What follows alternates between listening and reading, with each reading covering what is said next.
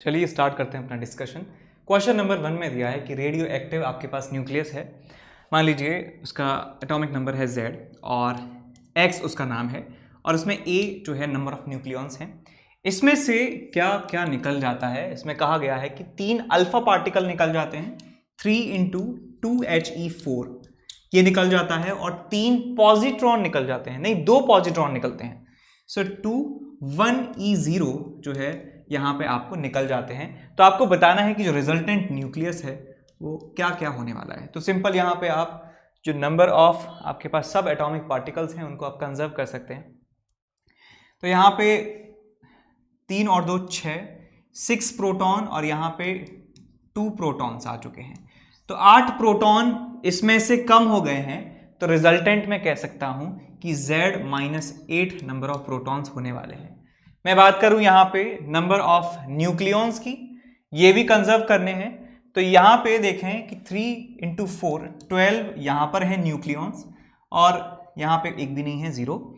तो यहाँ पे आपके पास A थे, A में से 12 चले गए तो A-12 नंबर ऑफ न्यूक्लियॉन्स यहाँ पे होने वाले हैं। तो हमें रेशो बताना है कि नंबर ऑफ न्यूट्रॉन का रेशियो नंबर ऑफ प्रोटॉन से। इसमें नंबर ऑफ आपके पास जो न्यूट्रॉन है वो कितने होंगे, A-12। नंबर ऑफ न्यूक्लियॉन्स में से नंबर ऑफ प्रोटॉन्स को माइनस कर दीजिए और ये आपके पास नंबर ऑफ न्यूट्रॉन्स आ गए, divided by number of proton से इसको डिवाइड कर दीजिए Z-8 से। तो ये आपके पास आ जाएगा रिजल्ट। तो ये -12 और +8, तो -4 लास्ट में आएगा, नीचे 8 आएगा। तो आपके पास ऑप्शन आ जाएगा बी। इसके बाद क्वेश्चन नंबर 2 में दिया है आपको कि लिथियम आपके पास स्पेशी है और उसमें फर्स्ट ऑर्बिट से एक्साइट कर दिया जाता है उसको किसी एक पर्टिकुलर लेवल पर using a wavelength of radiation lambda. जब वो आयन को डी एक्साइट हो जाता है तो उसमें से 6 स्पेक्ट्रल लाइंस निकलती हैं। तो लैम्डा की वैल्यू कितनी होगी? अच्छा, तो आपके पास लिथियम है, लिथियम 3Li7। तो इसमें Z कह सकते हैं, Z की वैल्यू है 3 के बराबर। ये ग्राउंड स्टेट में पड़ा है बेचारा, n = 1। कोई वेवलेंथ आती है, यानी इसके इलेक्ट्रॉन को hc/λ के बराबर एनर्जी दी जाती है और ये इलेक्ट्रॉन एक्साइट होके पहुंच जाता है n = n में। ओहो, और एक्साइट होने के बाद तुरंत ही कुछ समय के बाद वो डी एक्साइट होके क्या हो जाता है बेटा, वो n = 1 में आ जाता है और total 6 number of spectral lines, 6 जो है स्पेक्ट्रल लाइंस हमको मिलती हैं। तो हम जानते हैं कि स्पेक्ट्रल लाइंस का फॉर्मूला जो होता है, नंबर ऑफ स्पेक्ट्रल लाइंस जो है वो होता है ΔN × ΔN+1 डिवाइडेड बाई 2। ये फॉर्मूला आपने पढ़ा होगा।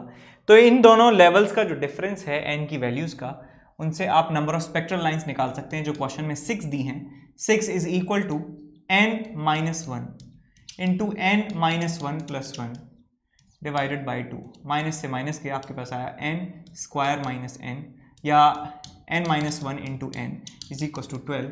तो ये 12 को लिख सकते हैं आप 3 × 4। तो यहाँ से n की वैल्यू n की वैल्यू आ जाएगी आपके पास 4 के बराबर। तो n की वैल्यू 4 आपको मिल चुकी है। इसका मतलब जो ये एनर्जी थी उसने उस इलेक्ट्रॉन को 1 से लेकर 4 तक पहुंचा दिया है। तो हम जानते हैं कि 1 से 4 तक जाने में कितनी एनर्जी लगती है। एनर्जी hc/λ लगी है और उसकी वैल्यू है 13.6। Z² hydrogen helium lithium 3² 1/1² - 1/4 16। इसको आप सॉल्व कर लेंगे, आपको लैम्डा की वैल्यू प्राप्त हो जाएगी। ठीक है, इसके बाद क्वेश्चन नंबर 3 की तरफ बढ़ें। इसमें दिया है कि हीलियम प्लस आयन है, फर्स्ट एक्साइटेड स्टेट में है, n = 2 में है। उसकी आयोनाइजेशन एनर्जी होती है। आयोनाइजेशन का मतलब है कि पहुंचा देना भगवान के पास, n टेंड्स टू इंफिनिटी पर पहुंचा देने में जितनी एनर्जी लगती है उसको आयोनाइजेशन एनर्जी कहा जाता है। और उसका फॉर्मूला होता है आयोनाइजेशन एनर्जी का 13.6 Z² × 1/n1² - 1/∞²। तो आपको मिल जाएगा 13.6 इलेक्ट्रॉन वोल्ट, आपको आयोनाइजेशन एनर्जी मिल जाएगी 13.6 इलेक्ट्रॉन वोल्ट। इसके बाद क्वेश्चन नंबर 4 की तरफ बढ़ें। इसमें दिया है कि रेडिएशन जो आ रही है 2 से 1 के लिए हाइड्रोजन एटम में। अच्छा ठीक, तो हाइड्रोजन एटम है, हाइड्रोजन एटम इसका z की वैल्यू जो है 1 के बराबर है। 2 से 1 कोई ट्रांजिशन हो रहा है, n = 2 से n = 1। आप जानते हैं कि ऊपर से नीचे आने पे जो इलेक्ट्रॉन एनर्जी इमिट करता है, नीचे से ऊपर जाने में एनर्जी लेता है और ऊपर से नीचे आने में एनर्जी देता है। तो इस ट्रांजिशन में कुछ एनर्जी निकलती है, लेट्स से E के बराबर, जो हम निकाल सकते हैं अच्छी तरीके से। E की वैल्यू आएगी 13.6 z² 1 - 1/4 या 1/1² - 1/2²। ये एनर्जी निकलती है और ये एनर्जी को आप कैलकुलेट करना चाहें तो आपके पास आएगी इट्स 3/4 13.6 इंटू 3/4 यस। तो इतनी एनर्जी यहाँ से निकलती है। अब इस एनर्जी का इस्तेमाल किया जाता है, इस एनर्जी का इस्तेमाल किया जाता है हीलियम के इलेक्ट्रॉन को, हीलियम स्पीशी के इलेक्ट्रॉन को, जो 2 इलेक्ट्रॉन्स हैं, n = 2 पे है, एक n = 1 पे है। एक इलेक्ट्रॉन n = 1 पे है, एक इलेक्ट्रॉन n = 2 पर है। अब पूछा गया है कि कौन कौन सा ट्रांजिशन पॉसिबल है इन चारों ऑप्शन में से, यानी कि ये जो एनर्जी हमें निकली है हाइड्रोजन से, इस एनर्जी का इस्तेमाल करके हम इस इलेक्ट्रॉन को कहां तक पहुंचा सकते हैं और इस इलेक्ट्रॉन को कहां तक पहुंचा सकते हैं, दोनों में से दोनों इलेक्ट्रॉन्स को कहां कहां तक पहुंचा सकते हैं, ये हमें कैलकुलेट करना है। तो हम जानते हैं कि इलेक्ट्रॉन तभी ऊपर जाता है जब उसको मिलने वाली जो एनर्जी होती है वो इन एनर्जी लेवल्स के डिफरेंस के बराबर एनर्जी उसको मिलती है, तभी वो जाता है यहां से यहां तक। तो आप हीलियम के लिए इन एनर्जी लेवल्स को क्या करें, कैलकुलेट कर लें कि इस लेवल की एनर्जी कितनी है। फॉर्मूला उसका आसान है, दैट इज -13.6 z² / n²। ये इलेक्ट्रॉन वोल्ट में इस लेवल की एनर्जी है। ऐसे ही 3 की एनर्जी कैलकुलेट करें, 4 की एनर्जी कैलकुलेट करें, 5 की एनर्जी कैलकुलेट करें और फिर देखें कि कौन कौन से 2 लेवल्स, यानी कि 2 के साथ किसका डिफरेंस इसके बराबर आ रहा है। यदि वो डिफरेंस उसके बराबर आ रहा है तो इसका मतलब ये एनर्जी उसको उस लेवल तक पहुंचा सकती है। तो आप एक एक करके ऑप्शन चेक कर लीजिए, आपको आंसर मिल जाएगा। ठीक है। इसके बाद क्वेश्चन नंबर 5 में दिया है कि एक हाइड्रोजन एटम है, इनिशियली ग्राउंड स्टेट में है, एक्साइट कर दिया जाता है इस वेवलेंथ का इस्तेमाल करके। अच्छा, तो आपसे पूछा गया है रेडियस उस एक्साइटेड स्टेट में कितनी होगी। तो आपके पास हाइड्रोजन एटम है, हाइड्रोजन एटम, Z की वैल्यू है 1 के बराबर, ग्राउंड स्टेट में है, n = 1 में है। इसको दिया जाता है एनर्जी, इसको दिया जाता है एनर्जी hc/λ के बराबर, और इस एनर्जी को लेकर ये पहुंच जाता है कहाँ, n = n में। तो आपसे पूछा गया है कि एक्साइटेड स्टेट में इसकी जो रेडियस है वो कितनी होगी। अच्छा, तो ये एनर्जी आप क्या करें, निकाल लीजिए, एनर्जी निकाल लीजिए, कितनी एनर्जी दी है, तो hc/λ। तो इसको निकाल लेंगे, h की वैल्यू है 6.6 × 10⁻³ into C3 × 10⁸ divided by lambda. Lambda कितना है आपके पास, 980 एंगस्ट्रॉम 10⁻, इलेक्ट्रॉन वोल्ट में ही रहने दो इसको, तो इंटू 10⁻10 कर लो। अच्छा, इसमें जूल में आ जाएगी, जूल को इलेक्ट्रॉन वोल्ट में आप कन्वर्ट कर लेना, तो आपके पास मिल जाएगी एनर्जी।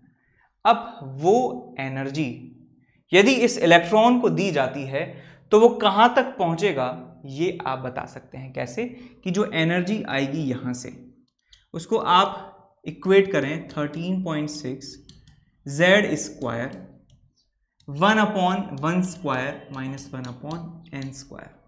यहां से आपको n की वैल्यू मिलेगी तो आपको पता चल जाएगा कि ये किस ऑर्बिट में जाके रिवॉल्व कर रहा है, और आपको n यदि पता चल गया तो आप वहां से रेडियस निकाल सकते हैं। रेडियस की वैल्यू आती है a0 z/n², n²/z, r = a0 n²/z होती है। z पता है आपको 1 के बराबर है, n यहां से निकाल ही लेंगे, आंसर आपको मिल जाएगा। ठीक, वैसे 4 आता है, n की वैल्यू 4 आती है।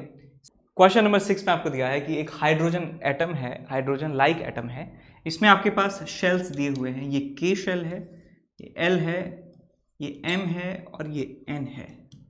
n की वैल्यू इसके लिए 1 है, n की वैल्यू इसके लिए 2 है, n की वैल्यू इसके लिए 3 है, n की वैल्यू इसके लिए 4 है। अब कहा जाता है कि ट्रांजिशन हो रहा है m से l की तरफ, m से l की तरफ ट्रांजिशन हो रहा है, n = 3 से 2 ट्रांजिशन हो रहा है। तो मैं लैम्डा यहां से जो निकलेगी वेवलेंथ, यहां से जो वेवलेंथ निकलेगी, यहां से जो एनर्जी निकलेगी, उसका वेवलेंथ का फॉर्मूला है 1/λ = rz² 1/2² - 1/3²।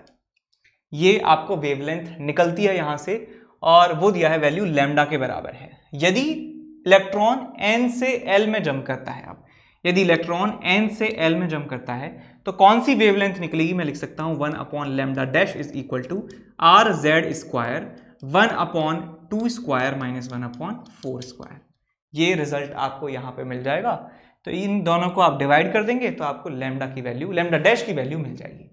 इसके बाद क्वेश्चन नंबर 7 में दिया है कि एक्सेलरेशन क्या होगा यदि वो फर्स्ट ऑर्बिट में घूमता है इलेक्ट्रॉन। फर्स्ट ऑर्बिट में घूम रहा है इलेक्ट्रॉन, तो रेडियस बताना है कितना होगा। तो आप जानते हैं रिलेशन के Z E into E divided by R square. Electrostatic force जो है वो M V square by R के बराबर होता है, क्वेश्चन नंबर 1। और जो एंगुलर मोमेंटम होता है एम वी आर सेंटर के अबाउट, वो एन एच अपॉन 2 पाई के बराबर होता है, क्वेश्चन नंबर 2। इन दोनों इक्वेशंस को सॉल्व कर लें और यहाँ पर z की वैल्यू आप पुट करेंगे 1 के बराबर, और n की वैल्यू प्रिंसिपल क्वांटम नंबर की बात करें तो 1 वहाँ पे भी आप पुट करेंगे, आपका आंसर आपको मिल जाएगा।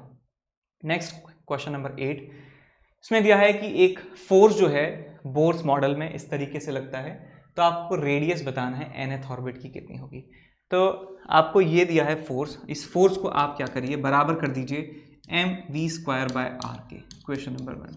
और M V R is equal to N H upon 2 pi यहाँ पर आप लगा दीजिए। इन दोनों इक्वेशंस को आप सॉल्व करेंगे, एफ की वैल्यू ये गंदा सा एक्सप्रेशन यहाँ रखें और सॉल्व कर लें, आपको मिल जाएगा रेडियस कितना होगा। और वहाँ पे एक सब्सटीट्यूशन आपको करना होगा क्वेश्चन के अकॉर्डिंग कि epsilon not H square upon M pi E square की वैल्यू ए नॉट रखें। उसके बाद क्वेश्चन नंबर 9, इसमें दिया है कि साइमल्टेनियस जो है डिके हो रहा है। एक आपके पास न्यूक्लियस है और वो अल्फा एमिशन भी कर रहा है और बीटा एमिशन भी कर रहा है। यहाँ पे जो रेट कांस्टेंट है वो लैम्डा अल्फा है, यहाँ रेट कांस्टेंट लैम्डा बीटा है। तो आपको पता होना चाहिए कि जो लैम्डा इनका इक्विवेलेंट होता है, लैम्डा इक्विवेलेंट साइमल्टेनियस प्रोसेस में होता है कितना, लैम्डा 1 प्लस लैम्डा 2 के बराबर। सो lambda alpha plus lambda beta का जो समीशन है वही इक्विवेलेंट रेट कांस्टेंट है इस इक्वेशन के लिए, इस साइमल्टेनियस डिके के लिए। इस लैम्डा को लिख सकता हूं मैं ln2 बाई टी हाफ, तो इसको लिख सकते हैं ln2 by T half equivalent is equal to ln2 by T half of alpha emission plus ln2 by T half of beta emission. तो आप, ये आपको टी अल्फा दिया है, ये टी बीटा दिया है, सॉल्व करके आप क्या करेंगे, टी हाफ इक्विवेलेंट निकाल सकते हैं। ln2 उड़ जाएगा। सो 1 अपॉन टी हाफ रिक्वायर्ड जो है आपके पास इक्विवेलेंट, वो आप लिख देंगे 1 upon T alpha plus 1 upon T beta. Solution मिल जाएगा। इसके बाद क्वेश्चन नंबर 10 पे चलें। 10 में दिया है कि एक रेडियस आर है मास नंबर ए वाले एटम की, और आपको बताना है डेंसिटी कितनी होगी। तो ये याद रखें, न्यूक्लियस की जो डेंसिटी है वो ऑलमोस्ट कांस्टेंट रहती है और उसका ऑर्डर हमेशा 10⁻17 होता है। तो बार बार कैलकुलेट ना करें, इसका ऑर्डर 10⁻17 का रहता है, ये याद रखें एज अ फैक्ट। अलग अलग बार बार नहीं निकालना है आपको, ठीक है, जब तक कि कोई इमेजिनरी सिचुएशन नहीं दी हो। जितने भी सारे रियल आपके पास एलिमेंट्स हैं उनके न्यूक्लियस की जो डेंसिटी है वो 10⁻17 के ऑर्डर में ही रहती है, चाहे कोई सा भी हो, चाहे हाइड्रोजन की बात करें, helium, lithium, beryllium, boron, carbon, कोई सा भी देख लो, यूरेनियम देख लो, सबका nucleus density, nuclear density same रहता है, ऑलमोस्ट सेम रहता है, ऑर्डर सेम रहता है एटलीस्ट। इसके बाद क्वेश्चन नंबर 11 दिया है कि रेडियस और ए में रिलेशन। तो हम जानते हैं कि रेडियस का फॉर्मूला होता है, न्यूक्लियस का radius is equal to r not a raise to the power 1/3। तो एक का रेडियस 3.6 फर्मी है, तो इसको लिख सकता हूं मैं, इसको लिख सकता हूं मैं 20, इसको ऐसे कर लो that r is directly proportional to a raise to the power 1/3। तो यहाँ पे रेडियस है 3.6 डिवाइडेड बाय इसका एटॉमिक जो नंबर ऑफ न्यूक्लियॉन्स हैं वो 27 है, power 1/3 is equal to radius हमें इसका निकालना ही है r divided by 125 raise to the power 1/3। Solve कर लेंगे, इस रिजल्ट को आंसर मिल जाएगा। नेक्स्ट, इसके बाद क्वेश्चन नंबर 12 में दिया है कि आपको रिएक्शन दिया है कि लिथियम जो है वो कन्वर्ट हो रहा है किसमें, हीलियम में, और प्रोटॉन कैप्चर यहाँ पे हो रहा है, यानी लिथियम ने प्रोटॉन किया कैप्चर, 3 लिथियम 7। ये इक्वेशन यहाँ पर मेन है। इसने किया एक प्रोटॉन को कैप्चर, 1H1 को इसने कैप्चर किया, तो यहाँ पे बनता है हीलियम, हीलियम क्वेश्चन में कहा है बनता है, तो ये बन गया आपके पास 2He4।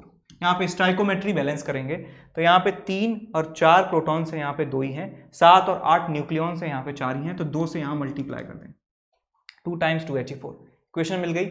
और इस इक्वेशन में कुछ हीट निकलती है, कुछ एनर्जी निकलती है, Q वैल्यू इस रिएक्शन का, तो हम लिख सकते हैं Q वैल्यू जो है वो mass of reactant minus mass of product into C² होता है। So mass of lithium plus mass of proton minus 2 times mass of alpha particle या न्यूक्लियस इंटू C², ये वैल्यू होने वाली है क्या, Q की।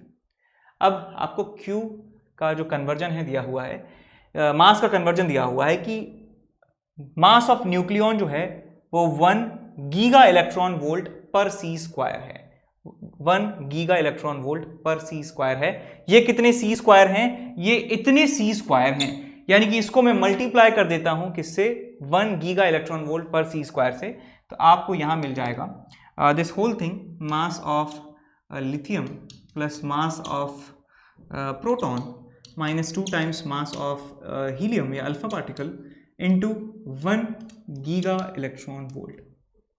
इतनी एनर्जी यहां से आपको प्राप्त होने वाली है। तो आपसे पूछा गया है 20 ग्राम में कितनी होगी, तो भाई एक एटम में, एक लिथियम के एटम से क्या निकल रहा है, हमको इतनी एनर्जी निकल रही है, तो हम 20 ग्राम में बता सकते हैं, 20 ग्राम में बता सकते हैं कितनी एनर्जी निकलेगी किलोवाट आवर में। तो कर सकते हैं, आई थिंक इट्स डूएबल कर लोगे, ठीक है, करो इसको, नहीं तो फिर कमेंट में पूछना, कमेंट में रिप्लाई करेंगे इसको कैसे सॉल्व करना है, ठीक है। आगे इसके बाद क्वेश्चन नंबर 13 में दिया है कि एक रिएक्टर है जो 2 किलो का इस्तेमाल करता है यूरेनियम का 30 दिनों में, तो 30 दिन में 2 किलो है, तो 1 सेकंड में निकाल लो कितना इस्तेमाल हो रहा होगा। सो हम जानते हैं कि 30 डेज में जो क्वांटिटी कंज्यूम हो रही है दैट इज 2 kg, तो 1 डे में कितना होगा, तो 1 सेकंड में बता सकते हैं डायरेक्टली यार, इतना घुमाओ फिराओ नहीं। सो 2 kg का 2000 ग्राम हो जाएगा, और एक महीने में 30 दिन, एक दिन में 24 घंटे, और एक घंटे में 3600 सेकेंड्स होते हैं, तो इतने ग्राम जो अमाउंट है वो कंज्यूम होने वाला है 1 सेकंड में, 1 ग्राम में हमें पता चल गया। अब हम क्या कर सकते हैं इसमें, हम जानते हैं कि एक एटम के फिजन से क्या मिल रहा है, 200 मेगा इलेक्ट्रॉन वोल्ट एनर्जी निकल रही है एक एटम से। भैया एक एटम से क्या मिल रहा है, 200 मेगा इलेक्ट्रॉन वोल्ट एक एटम से पता चल गया, तो आप इसको Na से डिवाइड कर दीजिए, तो आपको एक 1 मोल की मिल जाएगी वैल्यू। 1 मोल को आप मल्टीप्लाई कर दीजिए मोलर मास से, तो आपको पर ग्राम की मिल जाएगी, और आप इतने ग्राम से मल्टीप्लाई कर देंगे तो आपको 1 सेकंड में जो निकलने वाली एनर्जी है वो पता चल जाएगी। तो आप इसको कर लेंगे सॉल्व, एक एटम की एनर्जी इतनी है, तो इतने ग्राम की एनर्जी कितनी होगी, ठीक, सॉल्व कर लेंगे, आंसर मिल जाएगा। तो 1 सेकंड में इतना पार्ट जो है कंज्यूम हो रहा है, तो 1 सेकंड में निकलने वाली एनर्जी आपको मिल जाएगी, और 1 सेकंड में निकलने वाली एनर्जी ही कहलाती है पावर। तो पावर आपको मिल जाएगी, आप सारी यूनिट्स को SI यूनिट्स में कन्वर्ट कर लें। मेगा का मतलब होता है 10⁻⁶, वॉट का मतलब होता है जूल पर सेकंड, इसको सॉल्व कर लेंगे, आगे आंसर मिल जाएगा। नेक्स्ट इसके बाद क्वेश्चन नंबर 14 दिया है कि एक सैंपल है, सैंपल की एक्टिविटी है, और एक्टिविटी के साथ साथ दिया है नंबर ऑफ न्यूक्लियाइज कितने उसमें प्रेजेंट है। तो हम जानते हैं रिलेशन कि dN/dt जो होता है, इसको कहते हैं एक्टिविटी, वो होता है लैम्डा इंटू n के बराबर। तो यानी कि लैम्डा की वैल्यू आपको निकालनी है, तो आप क्या करें, 1/n इंटू एक्टिविटी आप कर दीजिए, आपको लैम्डा की वैल्यू मिल जाएगी। तो एक्टिविटी डिवाइडेड बाय n आपको लैम्डा a मिल जाएगा, उन्हीं का रेशो, अच्छा आपको रेशो निकालना है T½ का, T½ होता है क्या, ln2 बाय लैम्डा। तो मैं कह सकता हूं T½ is proportional to n upon activity. n upon activity जो है T½ के प्रोपोर्शनल है, तो T½ का रेशो आप निकाल सकते हैं। सो T½ of 1 divided by T½ of 2 is equal to n1 upon activity 1 divided by n2 upon activity 2। Solve कर लेंगे, आंसर आपको मिल जाएगा।